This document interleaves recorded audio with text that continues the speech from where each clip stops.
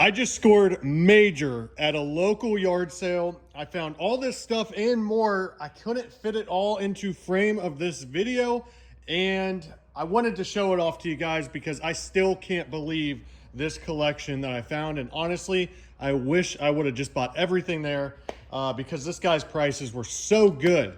So a little bit of a backstory. I stumbled onto a community yard sale here locally, and this guy was selling off a lot of his deceased buddies' things that he was helping, liquidate for the family. So he was a huge baseball collector, mostly Cincinnati Reds stuff, and that'll make sense here soon. But his prices were really good. I would look through a box of cards and he would just say, stop looking, just take the whole box, 20 bucks. I mean, stuff like that, that good of pricing. So I couldn't resist. Then I asked him, what's the best thing you have? And he kind of stumbles on his words and he's like, well, I don't know.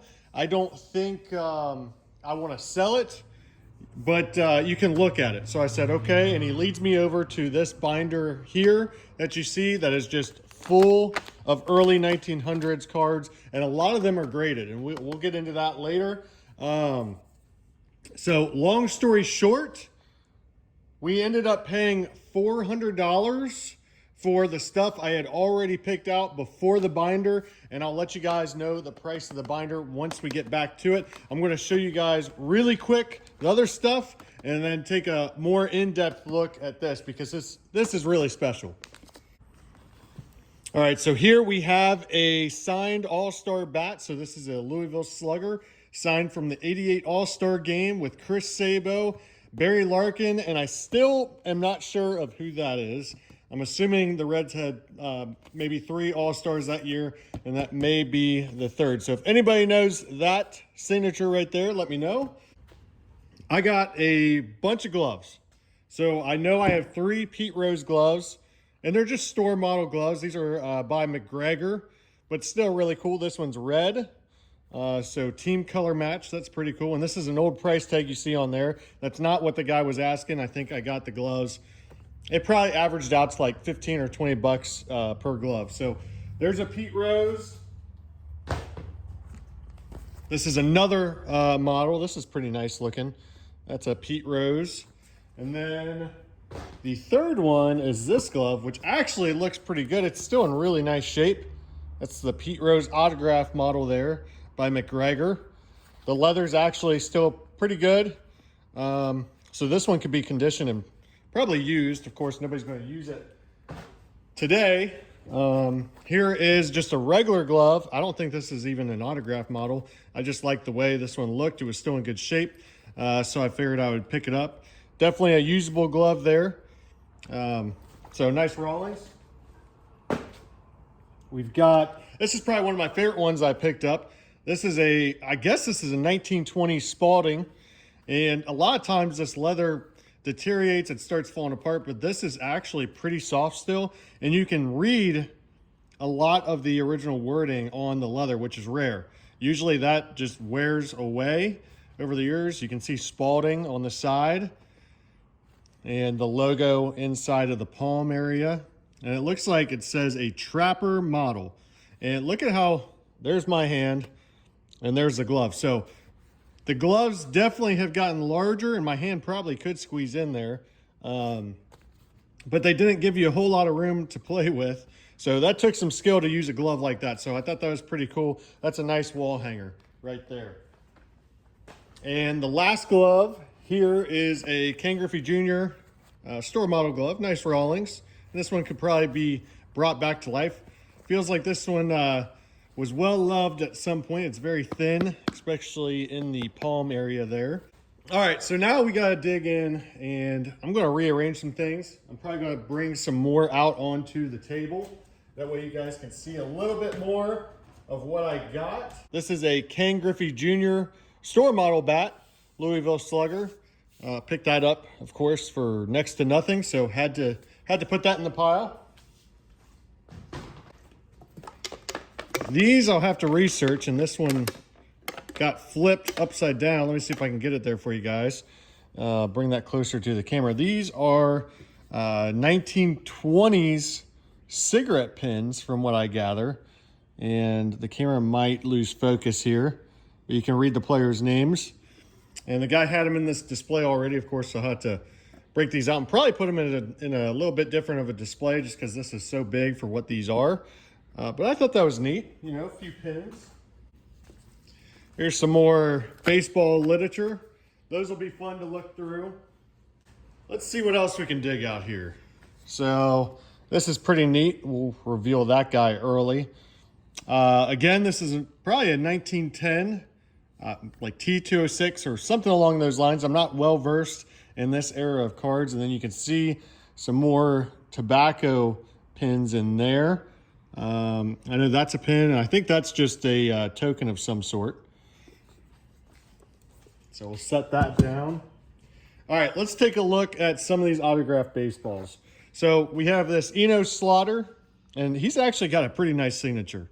Unfortunately, I don't think that's on a very good ball. It just says Super Champion on it. So it's not an official league ball, but still a really nice signature there. And we've got a Pete Rose signature. It's a little wonky in its holder right now, but that's an older signature. And of course, we have Lou Whitaker, who is a Hall of Famer. So that's a nice signature, and then you've got it on a American League ball there.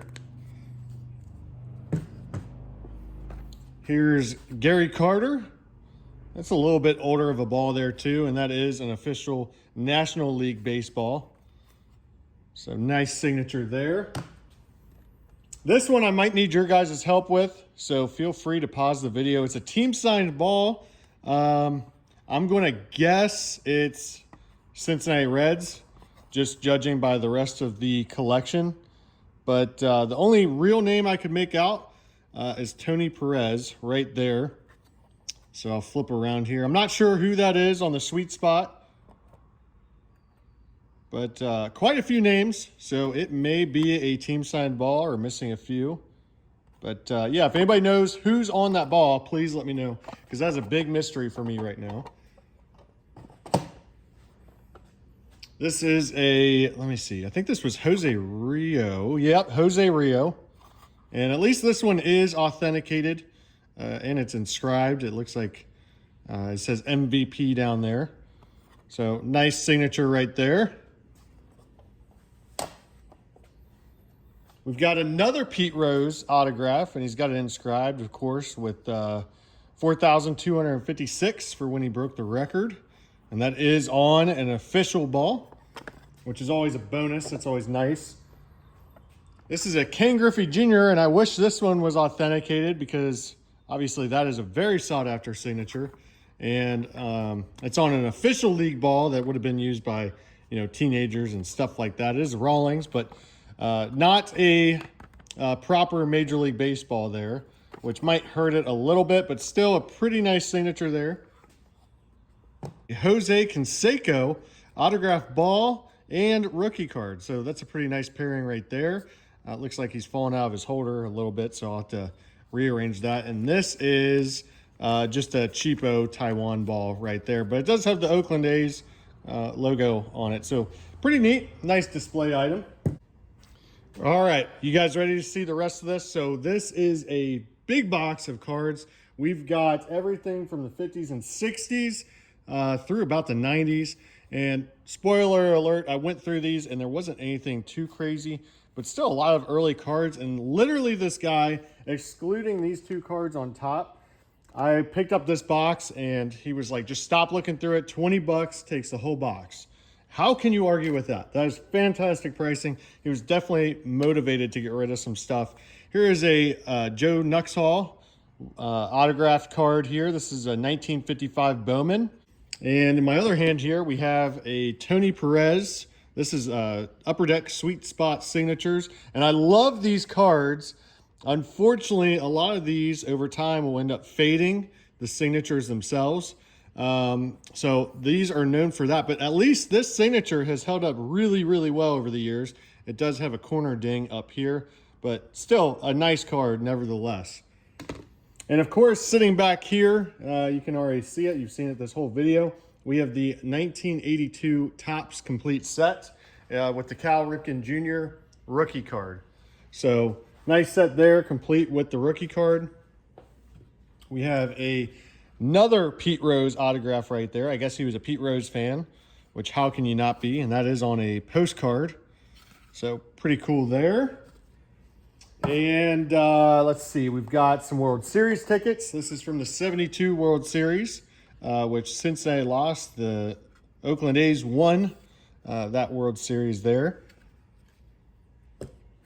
And of course, we have some of these vintage Pepsi fans. I think these were probably from the 1970s. And I'm not sure if they handed these out, at games or at different events, but it looks like you could have won a Pete Rose t-shirt there. So pretty neat. And there's all kinds of different players in that set. Let's see. Take a deeper look at some of this literature. Most of this is probably, that's probably 1940s or so, maybe 50s. And then we jump into the 60s. And a lot of these would just be cool to see names of, Mickey Mantle and players like that. So they're already wrapped in plastic, ready for display. So instant cool item there. And there we have a 1976. And let's see. I think these were probably cut out of a magazine or a newspaper or something like that.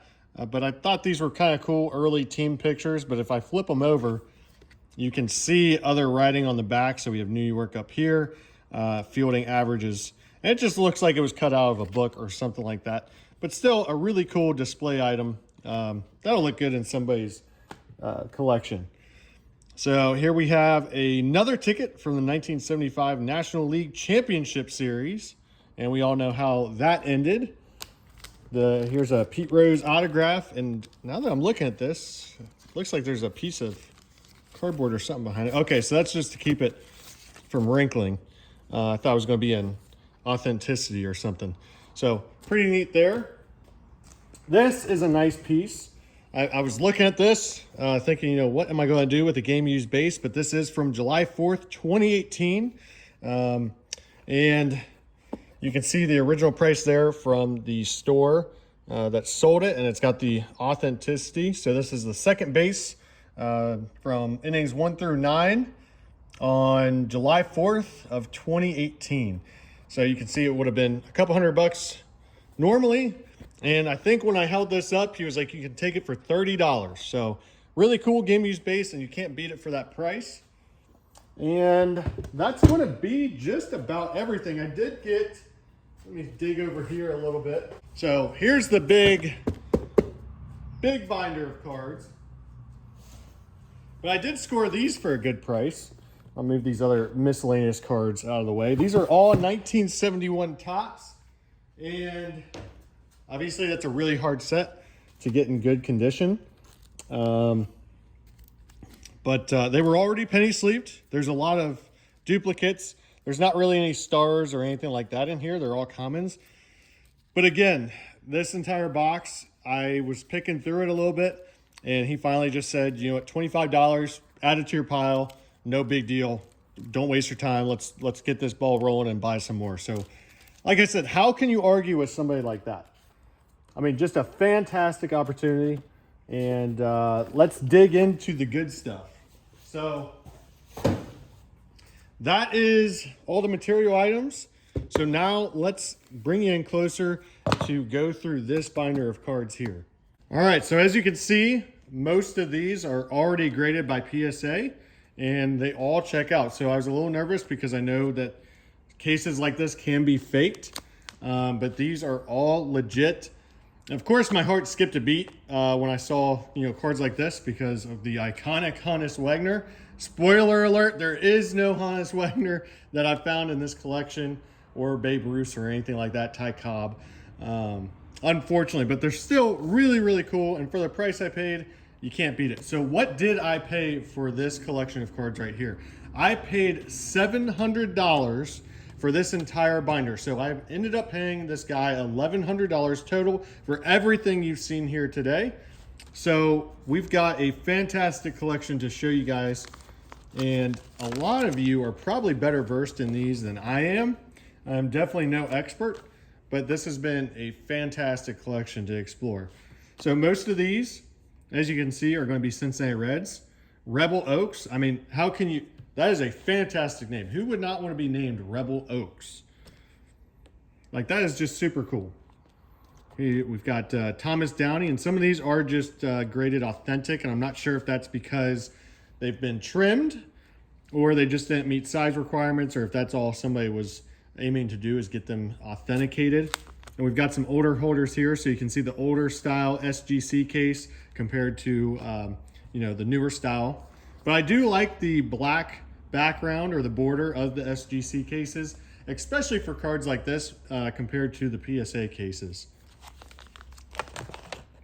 And the other thing that I got to point out here, of course, there were so many different manufacturers of cigarettes, and they all put out different cards, but I love seeing the different backs on these. So we have Piedmont, which that's a really common one, Sweet Capital cigarettes here, and then we have American Caramel Company right here.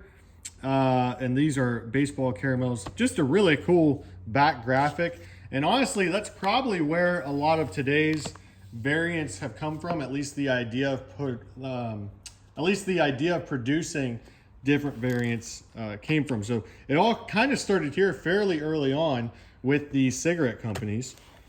We have a nice one here. This is graded a 2. This one's a 2.5. And I mean, like this case says here, anything over a 2 for a card of this era is pretty darn good. I did have one 4 in here that I ended up selling to my dad, so that one's not in here, but it was a Cincinnati Reds player as well. We have graded 2.5 and a 3 right here, which honestly, I'm not sure how this guy got a 3. He's a bit off center and the corners are pretty beat, but maybe they have less of a strict standard for cards from this era. I don't know. But again, this guy's just graded authentic, and you'll see there's some duplicates in this. So I think we've already seen Bob Spade before. Here we go, Larry McLean. There's another guy back here that has a really cool last name. I think he was a New York Yankee. So, and here we go. Here it is right here. Admiral Schley. I might have butchered that name, but we have a batting stance, we have a catching stance, and then we have the portrait. So I think it's really funny that these companies decided to put, all those variants out, and they were made by the same company, Sweet Capital Cigarettes. So found that interesting. Now we're getting into the stuff that isn't graded, which always makes me a little bit nervous dealing with cards like this. But judging by the rest of the collection, I believe these to be real. But of course, the only way to know is to send them in to get graded. Again, we have a bunch of Cincinnati Reds here, and I like the ones where they're fielding compared to the portraits. So I like, they're throwing here, catching here. I think that's a lot cooler than just the portraits. They've kind of done some of these guys dirty by their portraits. That one there's not too bad, but some of the ones in the beginning, I was like, ooh, I bet they weren't too happy about that one. These look to be hand colored. So I deal in a lot of antiques and collectibles, and this really looks like a hand colored, what we would refer to in the industry, like a lithograph or something like that. So I'm wondering if they did that with early cards. These look earlier than those. And it's just going to take a lot of research. So let me slide this back over, because this is one of the backs that I like. I'm going to take it out of the holder, actually. So there's the front. And then, of course, that's when it was the Cincinnati Nationals. And here's the back. This is probably my favorite card, at least on the back side from this collection. So if you want baseball news, you should read Sporting Life, and it says published every Saturday, 5 cents at all news dealers. So I thought that was pretty cool. It's honestly in pretty good shape. That one might be a good contender to send in, but I'm not really sure, how old that card is. So let me pop him back into this sleeve here, and we'll continue on. So here's some more. And honestly, these I'm kind of questioning. So take a look at that card. and look at that one side by side. So you can see the size difference, and I'm not sure if that was something originally produced here in this hand, or if that's a reproduction. So if anybody out there can point me in the right direction, if you think that is real or not, let me know. That'll be interesting to figure out. Maybe they did make cards that were smaller. I just don't know. I'm not that well versed in cards from this era. So we'll pop those guys back in. And this one's pretty rough. I haven't even really looked at this one. I'm not even familiar what team that is. Oback speaks quality in any company. So it could have been just an oddball producer of cigarettes or cigars who decided to put out that card. At least some of these are labeled. So again, pointing out the different variants. This one's a T206. Orville Overall, how would you like that name?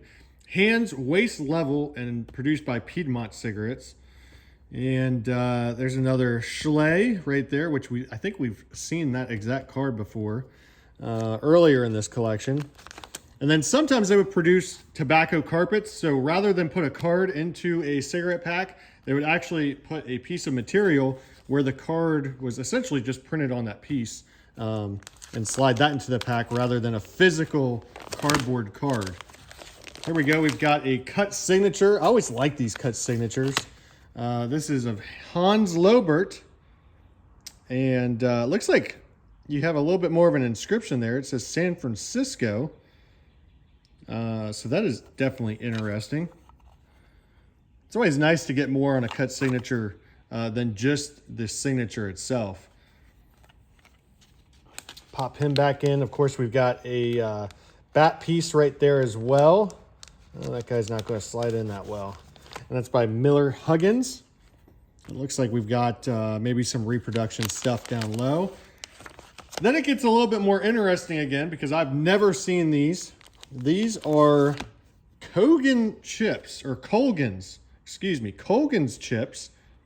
So I'm not really sure if that was a company or if that's just kind of what these are referred to. Looks like this one has some paper loss on the back. But graded a fair, looks like 1.5. And the one next to it's graded a 2. So, I mean, I'm learning just by buying this collection a lot of knowledge that's going to be great for future reference. We've got more pins down here, which I know can be desirable. And then we have some more of these smaller cards that are not quite as big as the T206s. So let me know what you guys think on those. This looks very similar to that one I pointed out a few minutes ago. Really not sure what to think about that. So give me your guys' opinion on those cards. And then finally, we end up with some 1930s stuff. Nothing too crazy.